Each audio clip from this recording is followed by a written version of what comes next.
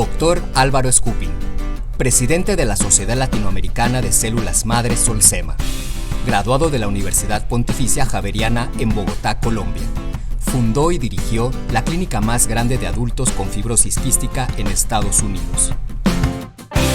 Es un innovador en el desarrollo de protocolos para tratamientos con células madre derivadas de tejido adiposo y en medicina regenerativa. El Dr. Scupin es uno de los ponentes en el segundo Simposio Internacional de Células Madre.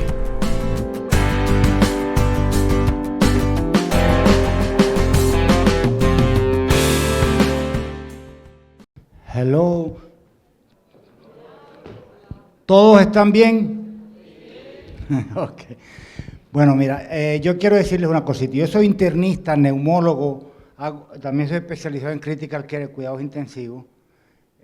Tengo como 20 y tantos años, estoy trabajando y soy especialista en enfermedades del sueño o del dormir. Y los últimos 15 o 20 años lo he dedicado principalmente a lo que es medicina antienvejecimiento.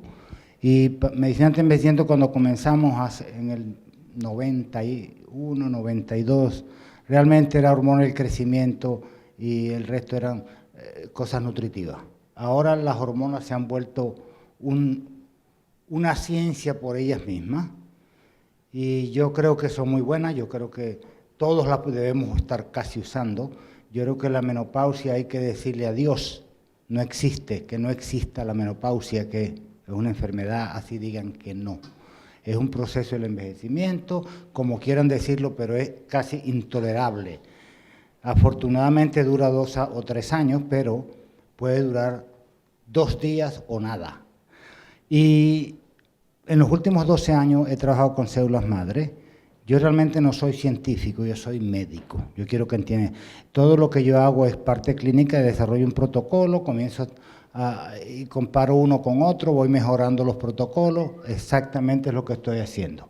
Entonces vamos a hablar sobre enfermedades neurodegenerativas, lo cual es de los dilemas más grandes que tiene la medicina. ¿Por qué? Porque nosotros hemos logrado prolongar la vida de una persona, pero el cerebro no le hemos hecho nada.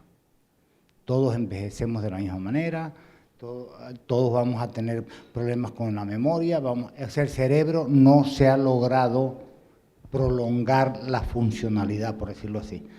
Entonces nosotros diseñamos un protocolo y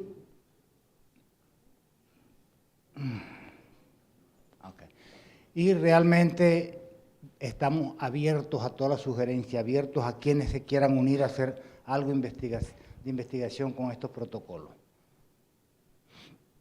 Entonces, las enfermedades neurológicas son enfermedades de alta prevalencia, la morbilidad y la mortalidad es impresionante, pues diría yo, y la medicina no hace mucho por esto. Así digamos lo que querramos, el que tiene Alzheimer tendrá Alzheimer, cada día estará peor y posiblemente se mejora. Lo que yo digo con mis pacientes es, ¿y cómo está el paciente con Alzheimer? Si hablamos de Alzheimer, dice, tiene buenos días y tiene malos días, pero ¿qué quiere decir realmente eso? Pero la enfermedad progresa y progresa y progresa y acaba con la vida de la persona, casi siempre. La terapia celular es una estrategia que puede modificar favorablemente el curso de estas enfermedades que son devastadoras y por lo tanto hay mucha expectativa y mucho trabajo en Alzheimer. Inclusive yo cuando supe de células madre en los 80, era un estudio que se estaba haciendo en la Universidad de Michigan, en Ann Arbor, y ellos estaban trabajando con células embrionarias y Parkinson. Realmente, si no estoy mal, ellos desistieron de esto por la cantidad de críticas por los embriones y además de eso encontraron que las mujeres jóvenes se embarazaban para que le sacaran el embrión y se lo pusieran al abuelo que tenía Parkinson. Eso puso mucho problema ético y bioético y pararon de eso, pero se han usado por muchos años. Las células madres tienen siglos casi, más de 100 años de haber sido descubiertas, pero hasta ahora es que estamos insistiendo y tratando y trabajando mucho más con ellas. Entonces, este grupo agrupa varias enfermedades que casi siempre los desórdenes cognitivos y motores son los más importantes, pero el comportamiento también está afectado, lógicamente. Y entre ellas podemos decir que tenemos Alzheimer, Parkinson, esclerosis múltiple, esclerosis lateral amiotrófica. Estos son los que vamos a tratar hoy, con un protocolo que diseñamos. Entonces, estas enfermedades hay que abordarlas con tratamiento. Yo creo que sí vale la pena que cada persona que tenga cualquiera de estas enfermedades reciba una terapia celular o terapia regenerativa, como ustedes lo quieran llamar, porque el impacto físico, psíquico y emocional no es solo del paciente, es de la familia.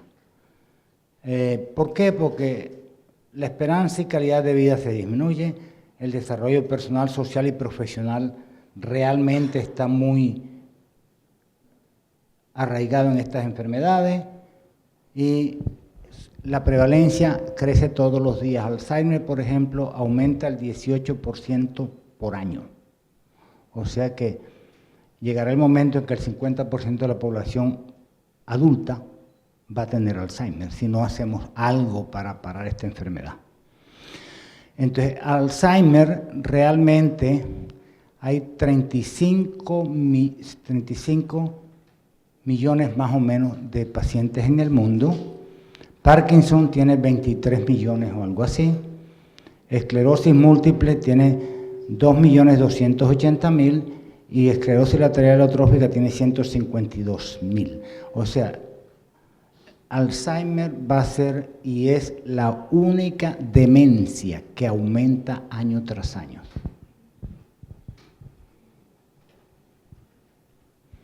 Las repercusiones económicas son impresionantes, como les dije. El deterioro de la persona psicológico y socialmente también es una cosa muy notoria y eso se vuelve un círculo vicioso y empeora cada día, cada año. Las repercusiones económicas son increíbles, ahorita vamos a hablar de ello. Porque estos pacientes se vuelven dependientes y las repercusiones económicas no solo de ellos, es de toda la familia, ¿no? O del grupo familiar.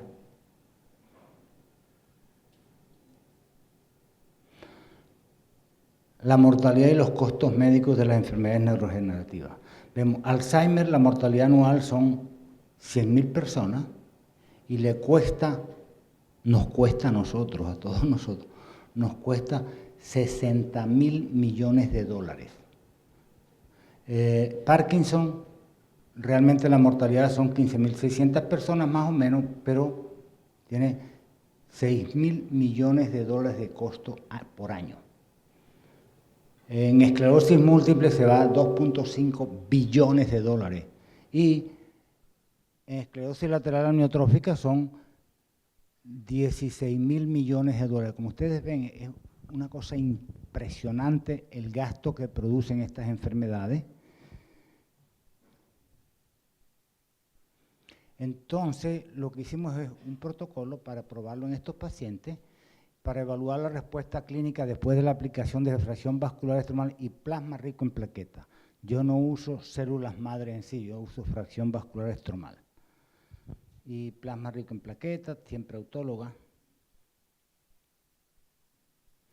Entonces queríamos caracterizar demográficamente a estos pacientes, evaluar las escalas neurológicas, a ver si progresa la enfermedad, mejora la enfermedad. Yo no sé si evitar el progreso es una gran cosa, pero realmente creo que sí vale la pena en la mayoría de los pacientes.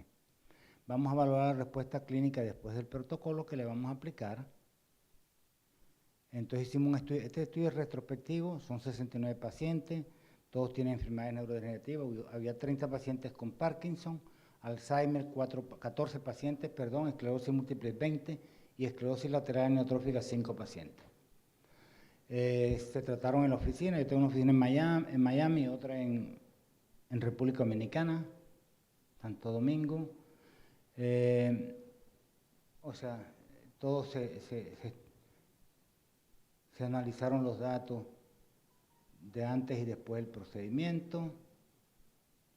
Y antes del procedimiento, lógicamente, hicimos una historia clínica, examen físico, pruebas de laboratorio, que principalmente era un cuadro hemático, una química sanguínea completa y tiempo de coagulación, o PT. pero si el paciente tenía, que casi siempre tienen otras enfermedades, teníamos más laboratorios, ¿cierto? Porque hay pacientes que tienen artritis reumatoidea, diabetes, hipertensión, problemas coronarios, etcétera, etcétera. Entonces cada uno se trataba individualmente dependiendo de qué tanto compromiso tenían con otras enfermedades. Nosotros contactamos casi todos los pacientes después del procedimiento. Uno lo hicimos por teléfono porque como el 30% o 40% de los pacientes no viven donde tenemos las oficinas, viajan de otros países. Entonces algunos los contactaban por teléfono, otros por email o cualquier otro medio, y otros iban a la oficina para que le hiciéramos seguimiento. Y tenemos cuestionarios y escalas de evaluación de antes y después del procedimiento, a ver realmente si realmente hay una diferencia de parte del paciente y de parte del examen clínico o médico. Como les dije, usamos lo que nosotros llamamos StemProcel, que es plasma rico en plaqueta con extracción vascular estromal. Realmente ustedes no tienen que, no les voy a decir ahora cómo se hace esto, casi todos saben. ¿Cuántos de ustedes hacen plasma rico en plaqueta? Ok, va en la mano. ¿Cuántos hacen células madre o terapia regenerativa, como la llamen? Ok, o sea que estamos muy bien. Tenemos por lo menos un 25-30% de los médicos están haciendo una o la otra. Entonces, ¿qué enfermedades se pueden tratar con este procedimiento? Nosotros, recuerden que el protocolo, se los voy a decir un segundo, pero vamos a tratar desde Parkinson, enfermedad de Alzheimer, esclerosis múltiple, pero accidente cerebrovascular, Corea de Huntington, síndrome de Tourette. La mayoría de estos pacientes no los traigo porque tengo muy poquitos que he hecho, entonces no creo que vale la pena presentarlos en un meeting.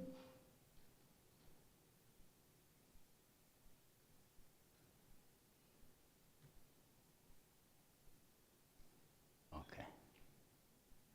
Entonces, ¿qué es el protocolo? Que yo creo que es lo más importante que yo les voy a decir hoy. El protocolo es, primero, le hacemos plasma rico en plaqueta y fracción vascular estromal una sola vez. Nosotros no estamos repitiendo tratamiento con estos pacientes, no lo hacemos normativamente. Si el paciente quiere repetirlo, nosotros lo evaluamos y lo repetimos, pero creo que en la práctica que yo tengo, un 5 o 6% repiten tratamiento, los otros no repiten por lo menos por 7 años, 8 años, 10 años. Pero le damos la hormona coronotrópica humana, y le vamos a aplicar 20.000 unidades el día de que hacemos el procedimiento, después 10.000 unidades diarias por 7 días y luego 10.000 unidades diarias por 6 semanas. Esto lo aplicamos subcutáneamente, puede ser intramuscular si quieren. ¿Okay? Y además lo ponemos en litio y le damos de 300 a 600 miligramos diarios por la boca, oral. Aquí estoy. Ok. Los beneficios de este protocolo, y realmente lo investigamos bastante antes de ponerlo en práctica, es que la hormona gonadotropina coriónica estimula los receptores de la hormona luteinizante, los receptores corionogonadotropina, en los cuales se encuentran en superficie en todo el cerebro y otras estructuras neuronales, incluyendo hipotálamo, corteza cerebral, hipocampo, tronco cerebral, glándula pituitaria, el cerebelo, la retina, la médula espinal, y sus funciones realmente son el desarrollo y el mantenimiento y la regeneración del cerebro humano y médula espinal. Además, esta hormona se eleva mucho en el estado embrionario fetal para cuando se está formando el sistema nervioso central. Por eso, ahí le dio el clic a algunos investigadores de probarla, por qué se eleva durante ese periodo y las ventajas que le puede producir a este tipo de paciente.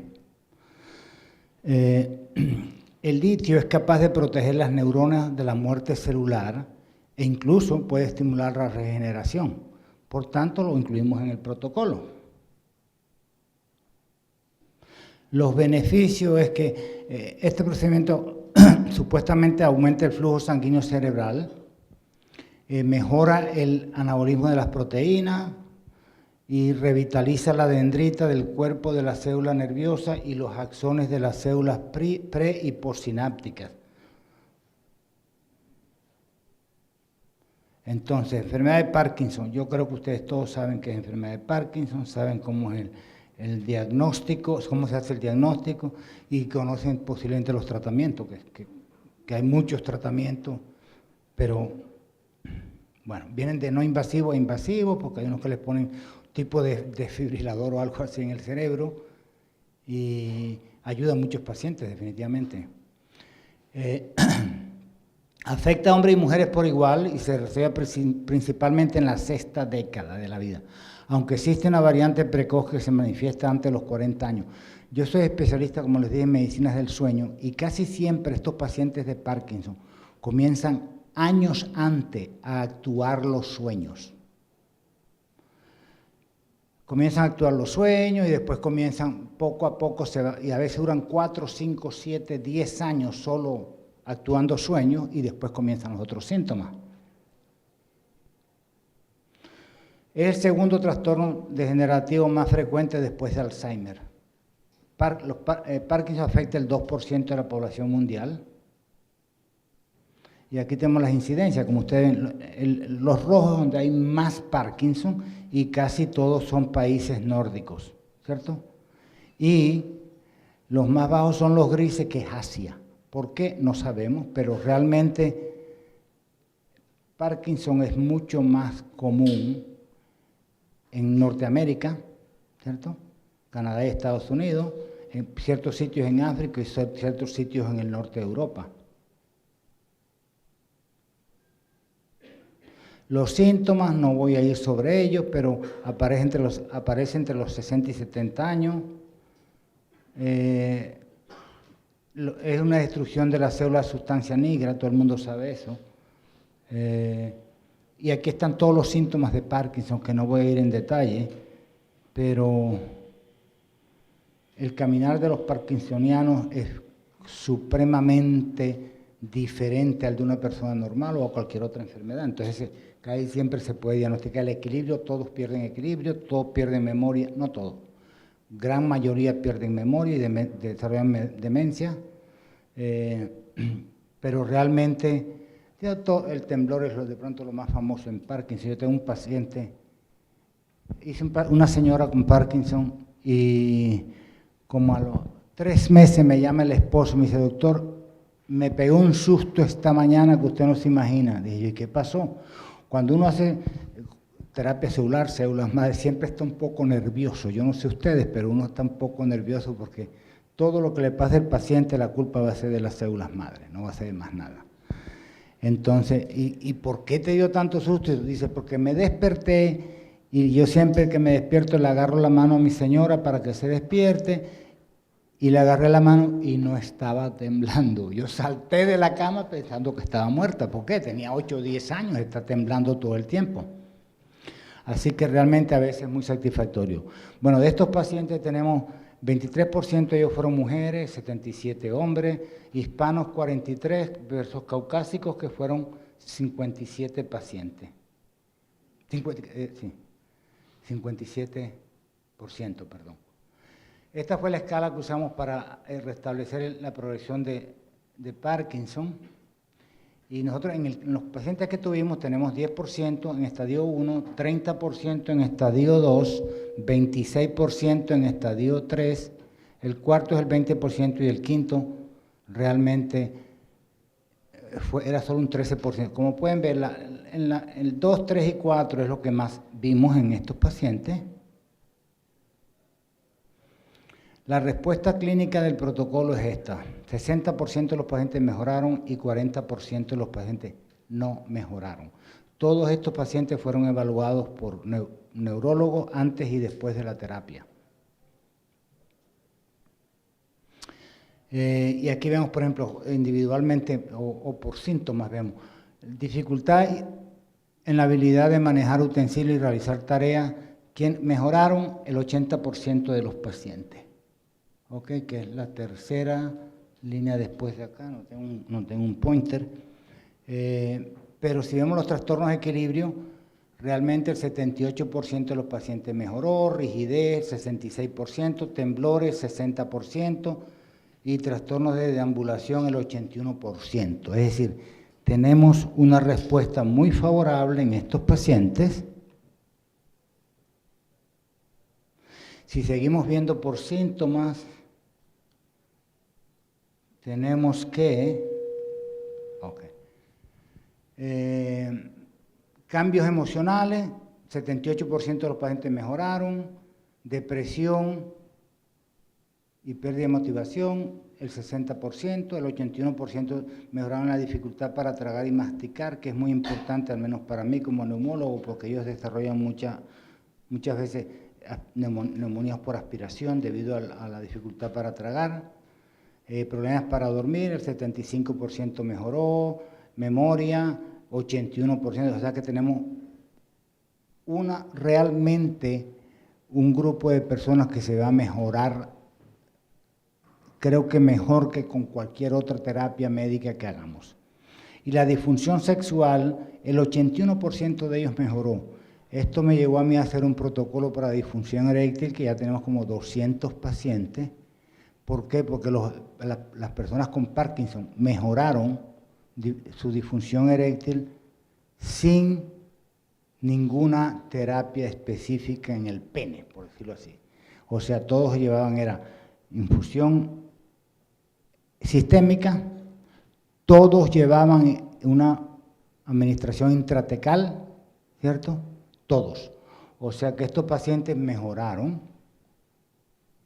Realmente la disfunción sexual fue una sorpresa para nosotros, pero eso pasa mucho cuando uno usa células madre, que se mejora otra cosa que no es lo que estamos buscando, por decirlo así.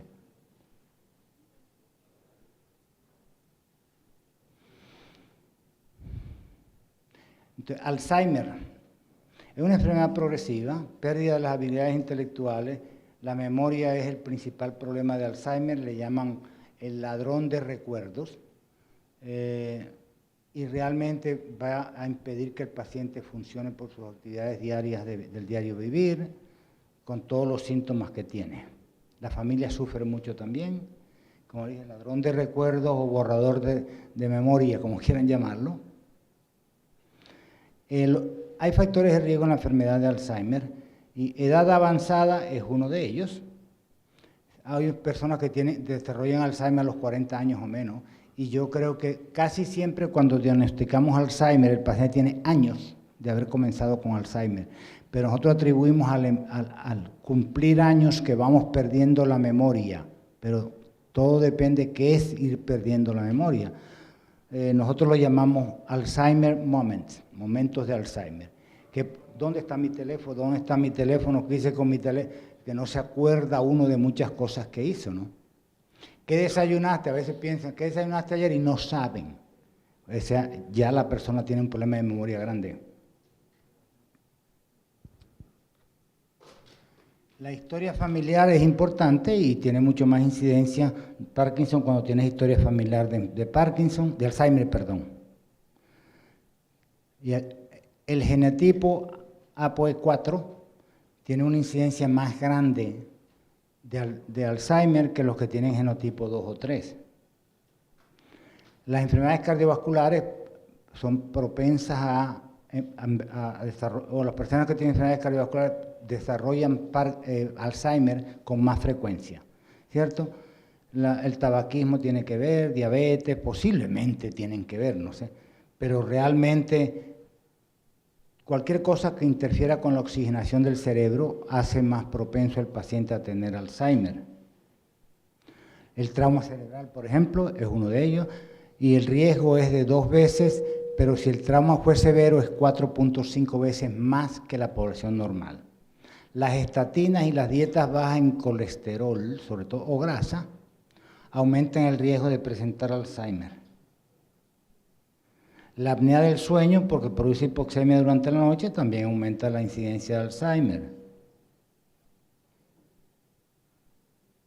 Las estatinas disminuyen la síntesis del colesterol por parte del hígado y disminuye la disponibilidad de este en el tejido cerebral.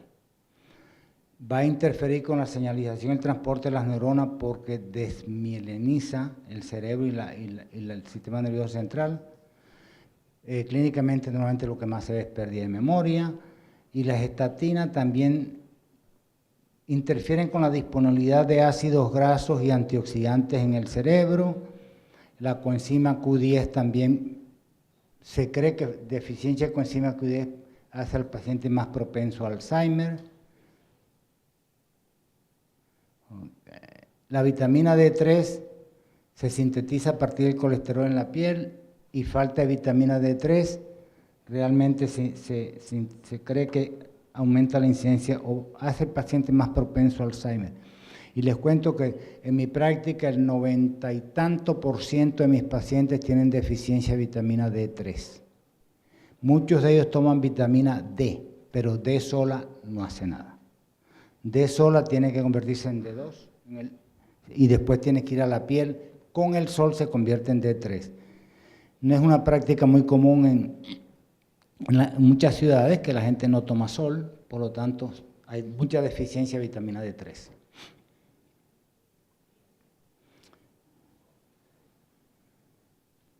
La FDA en el 2012 sacó un anuncio de precaución diciendo que las estatinas para bajar el colesterol han estado asociadas con las siguientes condiciones: daño cognitivo, pérdida de memoria, confusión, falta de concentración, y eso es Alzheimer.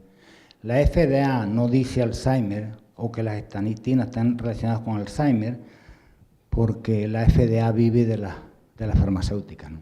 El 97% de la entrada que tiene el FDA es de farmacéutica. Entonces ellos no van a atacar esto tan fuerte. Si ellos dijeran, en vez de decir todas estas cosas, está asociado con Alzheimer, la gente no lo tomaría. Dejaría de tomar las estatinas, que cada día, es de los mejores negocios que se ha hecho en medicina, ¿no? Las estatinas, porque las estatinas, primero era 250 era normal el colesterol, después lo bajaron a 200, ya casi lo quieren bajar a 100. O sea que el 90% de la gente en el ya realmente, inclusive los cardiólogos, no sé si aquí hay cardiólogos, si una persona tiene diabetes lo ponen en estatina. No sé para qué, pero lo ponen en estatina para evitar riesgo cardiovascular asociado a la diabetes, me imagino. Si es verdad que las estatinas previenen el riesgo cardiovascular, que no se ha demostrado definitivamente. El diagnóstico de Alzheimer, ustedes lo conocen. Esto es lo que hay de Alzheimer más o menos. En el 2050 se cree que habrá 131.5 millones de pacientes con Alzheimer. Los pacientes que vimos, realmente, la mayoría de ellos estaba entre 65 y 84 años. Realmente los hombres y mujeres estaban muy cerca en promedio y los hispanos eran mucho más que los caucásicos. Eso no quiere decir gran cosa porque estando en Miami la mayoría de los pacientes van a ser hispanos.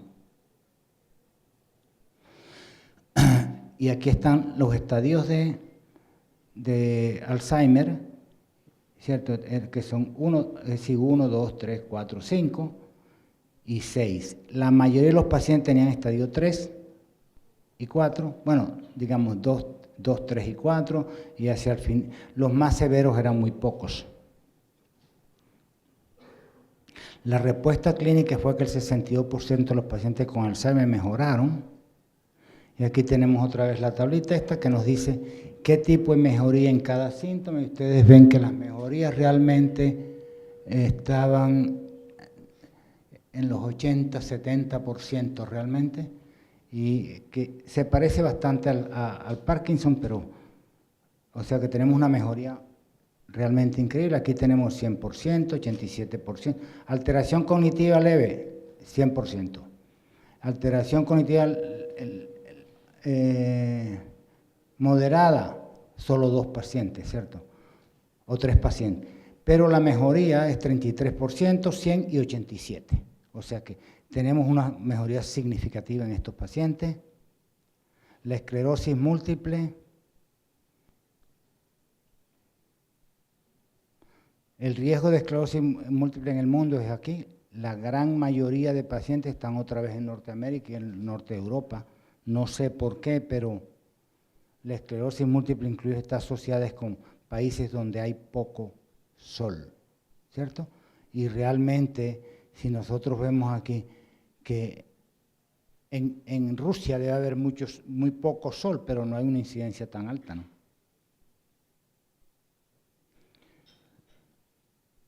Entonces, la capa mielina se destruye en esclerosis múltiple y eso es lo que nos da casi siempre todos los problemas, porque no hay, la transmisión nerviosa no se cumple a cabalidad.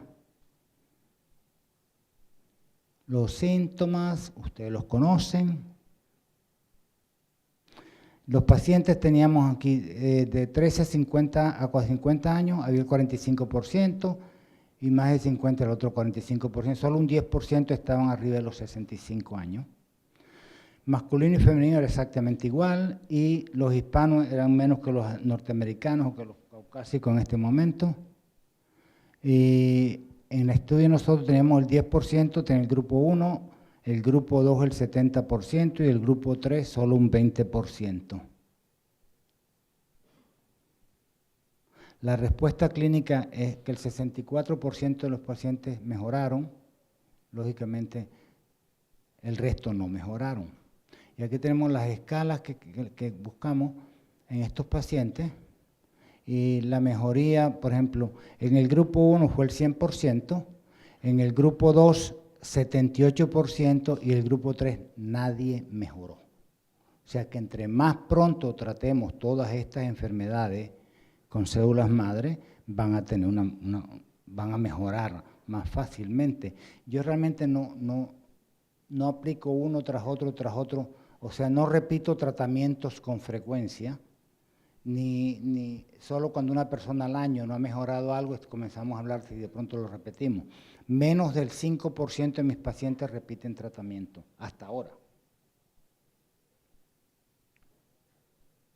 La esclerosis lateral amiotrófica es poco común, pero se conoce, y realmente se hizo famosa porque un beisbolista americano, Lou Gehrig, que le decían el hombre de hierro, porque no le pasaba absolutamente, nunca faltaba un juego, no faltaba un entrenamiento, nada, y la esclerosis lo acabó en un par de años, entonces se hizo muy famosa. Es una enfermedad neurodegenerativa, como sabemos, es progresiva, lógicamente, casi todos se van a morir de la enfermedad y se van a morir de 2 a 5 años después de ser diagnosticada. Ok.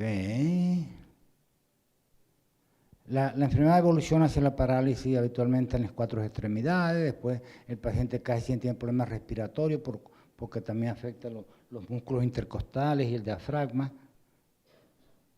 Dice, la expectativa de vida es muy poco, 3 a 5 años, y solo 1 de cada 4 pacientes sobrevive más de 4 años.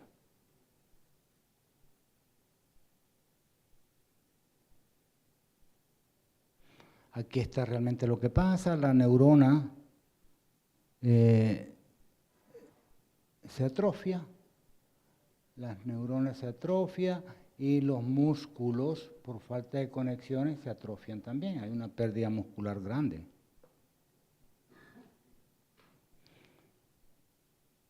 Los estadios, bueno, los estadios van de 1 a 5,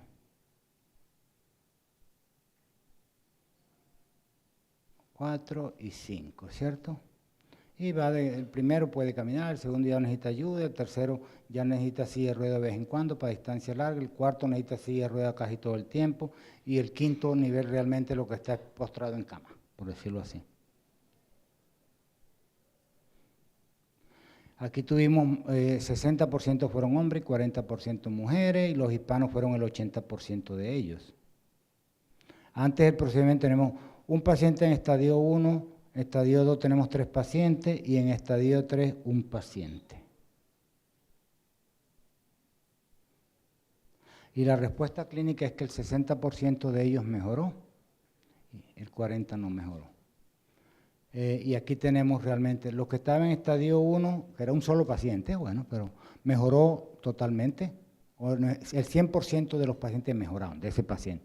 Pero en estadio 2 tenemos 3 pacientes y solo es un 66% que mejoró. Y en estadio 3 el paciente que tenemos no mejoró. O sea que entre más temprano tratemos estas enfermedades, hay mejor pronóstico para el paciente.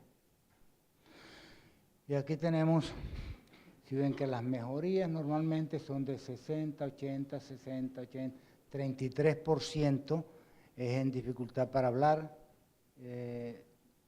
33% dificultad para tragar, ¿cierto? Pero realmente la mejoría es muy significativa. Entonces, ¿qué concluimos? Que las células madres autólogas podrían ser una nueva opción para las células madres autólogas podrían ser una nueva opción para el tratamiento de enfermedades neurodegenerativas. Las células madres activan la diferenciación de neuroblastos, crean nuevas células que comienzan a diferenciarse y reparan el déficit del sistema nervioso central. Los factores de crecimiento reducen la oxidación, que es un factor importante para disminuir la muerte de las células cerebrales. En la enfermedad de Parkinson, las células madres mejoran el control motor y la coordinación de movimiento de los pacientes, además previenen sus complicaciones. En Alzheimer, las funciones cognitivas mejoran, como la memoria, la percepción y la resolución de problemas.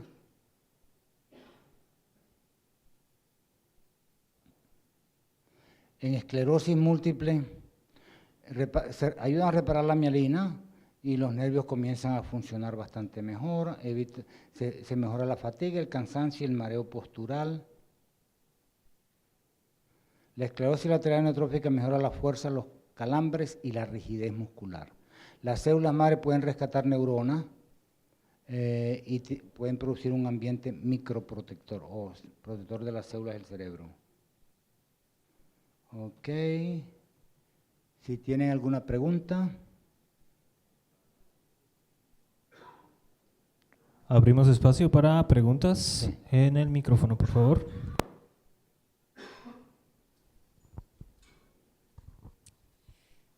Doctor Skupin, Dígame. le quiero hacer una pregunta. En Vamos. los protocolos que tiene para todo este tipo de pacientes, ¿preparó al paciente anteriormente con algún tratamiento, alguna técnica? No.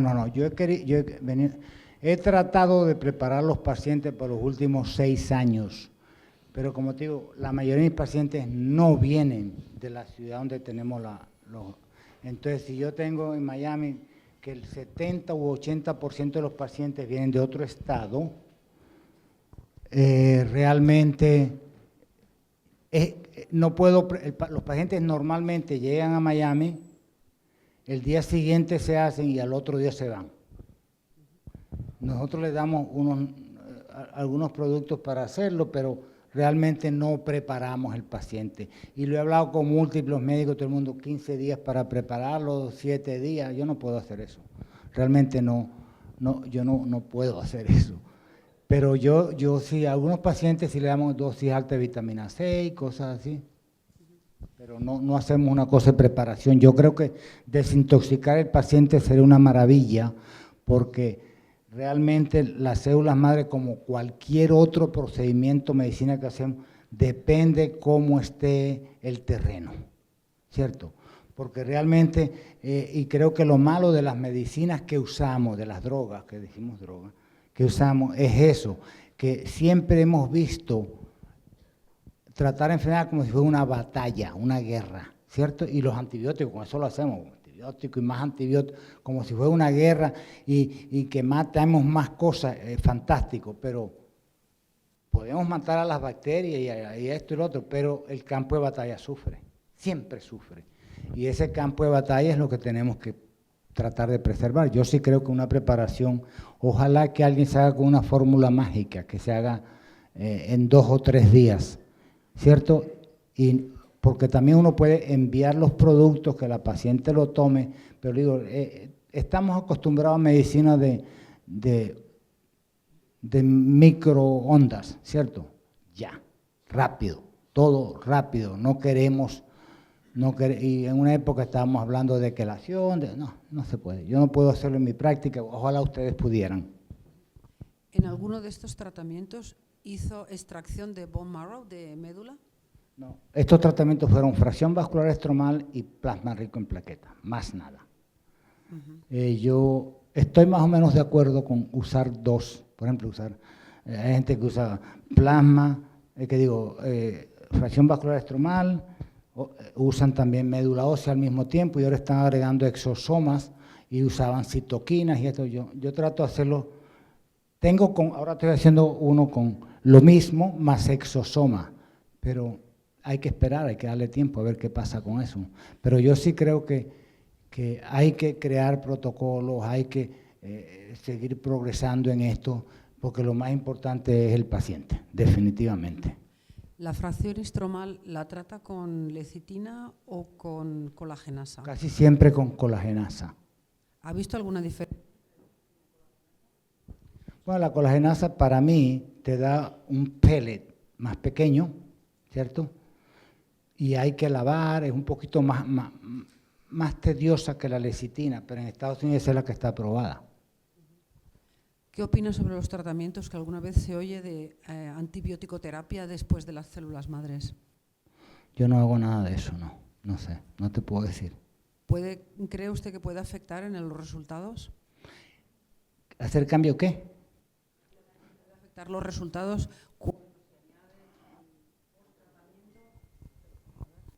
cuando se añade antibiótico-terapia? ¿Antibiótico? No, yo no creo que debe mejorar. Yo le doy antibiótico a mis pacientes por la liposucción, ¿cierto? Le doy 5 días de antibiótico porque no sé exactamente qué cuidado va a tener el paciente y esto y lo otro, pero no realmente no creo que... Yo no creo que los antibióticos ayuden al paciente nunca, lo que ayudan a quitar la infección, por decirlo así. Okay. Si usted usa un antibiótico, ¿por cuál se definiría? Bueno, yo siempre uso o cefalexin, no sé si así le llaman acá, o uso ciprofloxacina, uno de los dos. Le doy para 5 días y el paciente se va tranquilo. Doctor, buenos días. Wilder Gómez, de Villavicencio, Colombia.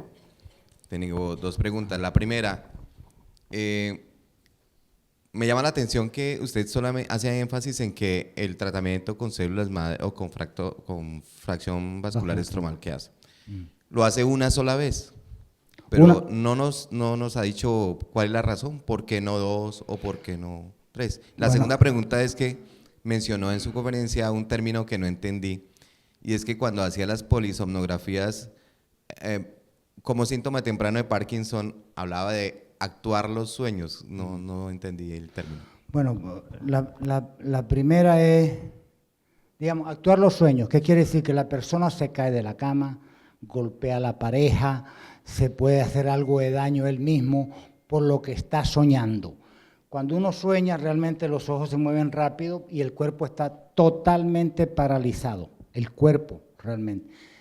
Sigue respirando, sí sigue respirando, pero la persona puede correr, saltar, subirse un árbol, caerse, se cae una escalera, pero no lo actúa.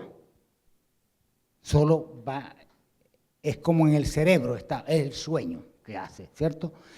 Pero el de Parkinson se cae de la cama, a veces golpea a la esposa o al esposo, grita por las noches, se desespera, etcétera, etcétera. Eso es actuar sueño y eso no es 100% el que actúa sueño que le da Parkinson, pero tiene mucho que ver con Parkinson, años antes que desarrolle el Parkinson. Y lo otro era, ¿por qué fracción vascular? Bueno, pues yo lo que hago, yo sigo viendo al paciente. Si el paciente alcanzó una mejoría y está contento con esa mejoría, yo lo dejo quieto. Primero por la economía, que es caro. Yo no sé cómo hacen los tratamientos acá, pero allá es costoso en Estados Unidos. Y yo creo que el paciente es el que tiene más capacidad para decidir si quiere repetir tratamientos o no. Yo sí que tengo muchos colegas que le dan 2 y 3 tratamientos, otros le dan 5 o 7, pero yo hago uno y espero. Y siempre veo al paciente en lo posible al tercer mes a ver si ya comenzó mejoría o no. Si son cosas locales como rodillas, caderas y eso, yo normalmente Si a los 3 meses no se ha mejorado, le hago un PRP en esa articulación. Pero para la fracción vascular estromal no tengo ninguna normativa que me diga cuándo lo repite. La variabilidad de los pacientes es tan grande, yo no me atrevo a decir necesitas 3 tratamientos, 2 tratamientos, no sé. No. Entonces el paciente, si el paciente dice mejoré, y unos cuantos sí vuelven por tratamiento, pero quiero mejorar más, fantástico. Yo hago bastantes pacientes con enfisema y fibrosis pulmonar y esto y lo otro, pues, siendo neumólogo, y realmente los pacientes que llegan con oxígeno, normalmente lo que ellos más quieren es dejar el oxígeno. Entonces, si le hago un tratamiento y solo rebajan el oxígeno, digamos de 3 litros a 2 al año, yo le ofrezco que se lo repita. Y tengo varios pacientes que con 3 y 4 litros han dejado el oxígeno después de 2 tratamientos y nunca he hecho más de 2.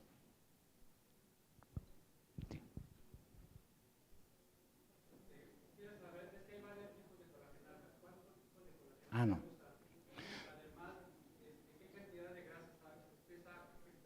Claro. Esta de célula.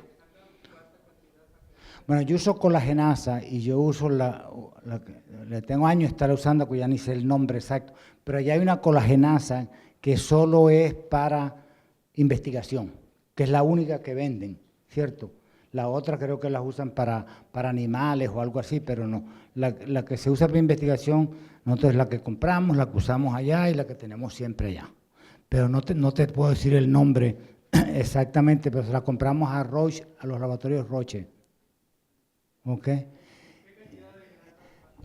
Bueno, para tratamiento sistémico o en la vena, yo uso por lo menos 50 centímetros cúbicos de grasa. Si voy a hacer inyecciones o algo, por ejemplo, para pérdida de cabello, para rodillas, uso 25 centímetros cúbicos de grasa.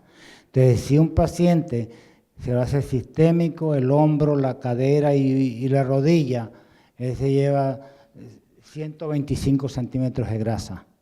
Y lo tengo estandarizado. Yo al principio contaba células, porque no contaba células madre, contaba las células vivas de la fracción vascular estromal. Entonces, decidí que más de 50 de pronto no valía. Al principio si hacíamos 100, 150, los comenzamos a comparar y quedamos que 50 eran más o menos el mismo resultado que más de 50. Y en rodillas y eso sí uso 25 centímetros cúbicos nada más. Solicito por favor que si tenemos alguna pregunta, esperemos el micrófono para todos escucharla. Doctor, bueno, mi pregunta es, usted mencionó que utiliza PRP en una sola ocasión. Mi pregunta era, ¿por qué nada más en una sola ocasión? Creo que también fue una de las preguntas que hicieron. Bueno, yo uso PRP solo cuando uso fracción vascular estromal. Yo prácticamente nunca uso PRP solo para articulaciones, ¿cierto? Y te digo, el PRP, ya sea una articulación cualquiera, si a los 3 meses o algo no ha comenzado a mejorar, yo le hago lo que yo le digo un refuerzo con PRP. Pero yo hago poco PRP solo. Okay. Lógicamente yo comencé hace 12 años con PRP, pero yo lo quiero mucho para articulaciones, por decirlo así. No, realmente no lo uso para pérdida de cabello, no lo uso para más nada. Yo creo que es muy buen antiinflamatorio y yo creo que ayuda en las articulaciones, pero yo no lo uso para solo al menos que lo use combinado con la fracción vascular estromal o con médula ósea. Yo hago médula ósea también. Ok, y mi pregunta iba basada hacia, obviamente utiliza algún tipo de anticoagulante, heparina o citrato, y en este caso si hace la activación del PRP con gluconato o con citrato de calcio. Si lo voy a aplicar sistémico, lo puedo hacer con calcio. Si voy a hacerlo e inyectarlo localmente en alguna parte, lo hago con una luz LED o un láser frío que llaman, okay. ¿Cierto? ¿Por qué? Porque yo uso cloruro de calcio y arde, duele cuando lo inyectas. Sí. Entonces por eso uso la luz, pero para sistémico sí uso el calcio. Siguiente pregunta. Dígame, doc. ¿Para qué usan la HCG? La Gonadotropina coriónica. Por todos estos pacientes que tienen enfermedad neurodegenerativa, usamos HCG. ¿Cómo se les ocurrió el usar? Bueno, hay varios estudios que muestran que sí. Nosotros hicimos investigación hace 27 años, trabajando en la Rockefeller con las aves que cantan, y veían que cada año tenían un canto nuevo. Era cuando se empezaba la formación de las neuronas, de las glías se transformaban en neuronas. Y lo que se vio es que el hecho era de que aumentaban los niveles de testosterona, y la testosterona es la que hacía que se formaran las neuronas. Después, 10 años más adelante, trabajé con sapos. El sapo le da el abrazo sexual a la hembra durante 3 días. Entonces nos planteamos, bueno, ¿cómo es posible que pueda durar tanto tiempo las motoneuronas activas? Y pensamos que había aumento de motoneuronas y mayor conexión sináptica. Les pusimos HCG a los sapos para aumentar los niveles de testosterona, y vimos que aumentaban la cantidad de motoneuronas e interneuronas. Sí, y realmente nosotros usamos… ¿Y ese efecto de la testosterona? No, nosotros usamos, yo hago antienvejecimiento con hormonas bioidénticas, y nosotros, cuando una persona, un hombre, está más o menos joven, que quiere tener familia y tiene la testosterona muy baja, le damos HCG para aumentar la testosterona. Nunca lo aumenta tanto como la testosterona misma, pero sí lo usamos con bastante frecuencia. Además, el HCG se usa mucho para dieta, ¿cierto? Claro. Para dietas. Yo recuerdo cuando hace unos 15 años o más que alguien me habló del HCG, cuando este señor Trudeau escribió un libro, The Weight Loss Cure, se llama ya en inglés.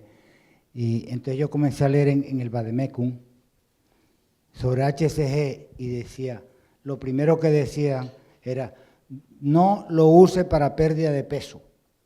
Y dije, yo nunca he visto una droga que te dice de entrada, no la uses para tal cosa. Esto debe ser buenísimo. Entonces comencé a usarla.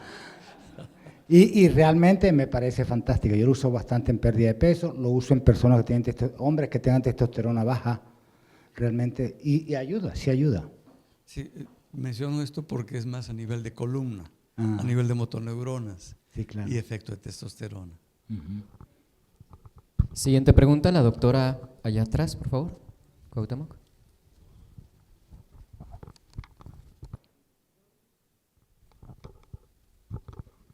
Hola doctor, buenas tardes o días, no sé a qué hora son.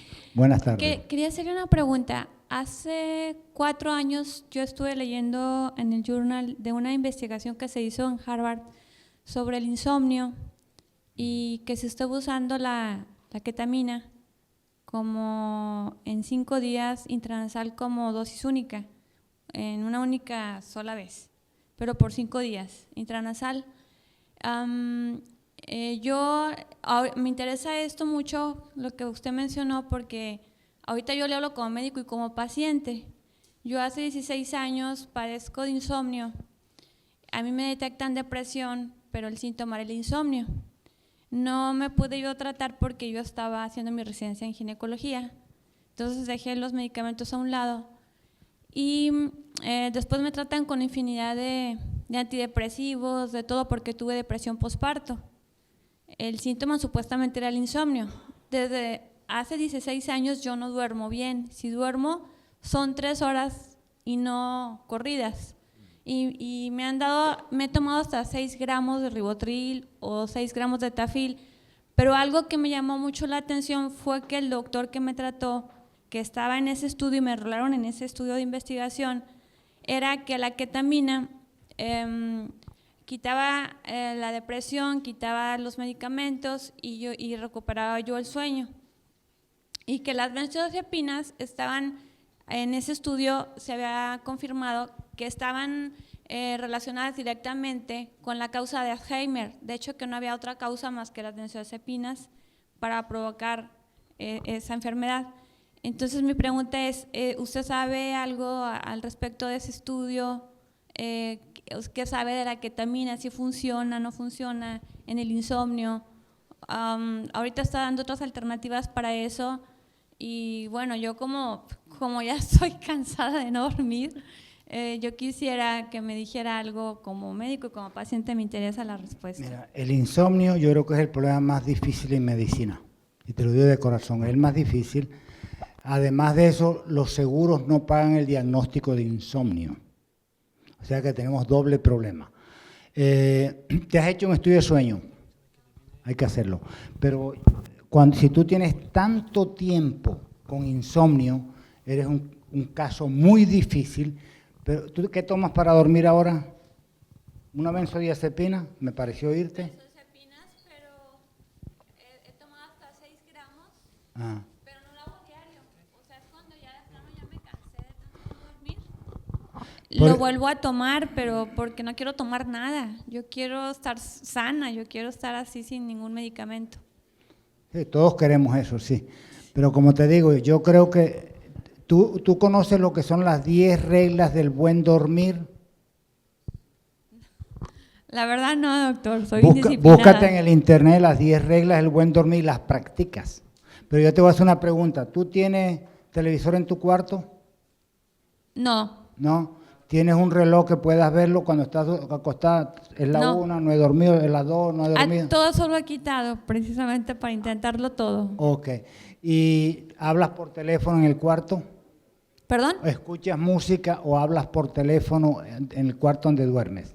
No, de hecho, bueno, yo creo que yo relaciono que el insomnio es a lo mejor por estrés, porque he tenido, bueno, esto no está para que lo dijera en público, pero he tenido sucesos muy traumáticos, por ejemplo, mi esposo fue asesinado.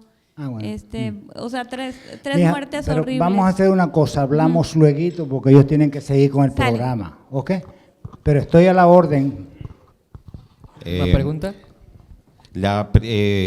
Doctor Spukin, Sí. la pregunta, quería hacerte una pequeña... Hablaste del tema del PRP una sola vez. ¿Has intentado o has usado alguna vez el tema del PRP o los factores de crecimiento intranasales a posterior al tratamiento? Sí, he oído. Yo lo uso inclusive intraocular también. ¿Y los resultados más o menos que has tenido tú fueron favorables? Bueno, yo te voy a decir, el PRP es bueno, yo no te voy a decir, pero las células madres son superiores, ¿cierto? Y además nosotros siempre usamos células madres o fracción vascular estromal o médula ósea. Yo a la médula ósea no le hago PRP, porque yo creo que ahí está, pero bueno. Pero yo sí creo que el PRP es pero no podemos prometerle a un paciente te va a salir cabello, porque lo más seguro es que no le salga. Que ayude a que no se caiga o que pare que lo que se cae está bien, pero el PRP no tiene la fuerza de crear nuevas células. El exosoma, en otro caso, debe ser mucho mejor, ¿cierto? Pero el PRP sirve para ciertas cosas, pero como te digo, yo no creo que... Hay gente que me dice a mí, mira, yo le inyecté en la cara PRP y mira qué maravillosa quedó esta mujer. A mí no me dio esos resultados. Y yo no digo que es que no sirve para nada, pero en mis manos el PRP es muy bueno para articulaciones. Eso es lo que yo entiendo. Muy bueno en articulaciones, yo no lo uso para más nada, al menos que tenga fracción vascular estromal o de la médula ósea, puedes sacar tu PRP también. Pero lo que te digo es, no es que sea malo, pero en mis manos no me da tan buenos resultados, habrá gente que sí. Pero digo, en las enfermedades neurodegenerativas, posterior a utilizar la célula madre, darlo intranasal como estimulador. Nosotros estamos usando, y hay varios trabajos y estamos viendo en este momento el tema de la utilización tanto de los exosomas como del PRP post procedimiento como estimulante. ¿Y cómo haces para que el PRP te dure mucho tiempo? Hay que sacarlo posiblemente, nosotros lo que hacemos cada 10 días, hacemos que tire lo que queda y damos uno nuevo. Bueno, y yo creo que intranasal es una mejor manera de dar PRP para cosas sistémicas, definitivamente sí. Pero como te digo, yo no tuve mucha suerte con PRP, yo lógicamente lo uso combinado y lo uso cuando como le digo, si yo le pongo a una persona en una articulación, no se siente mejor, pasan 3 meses, ¿no? Le pongo un PRP. Gracias.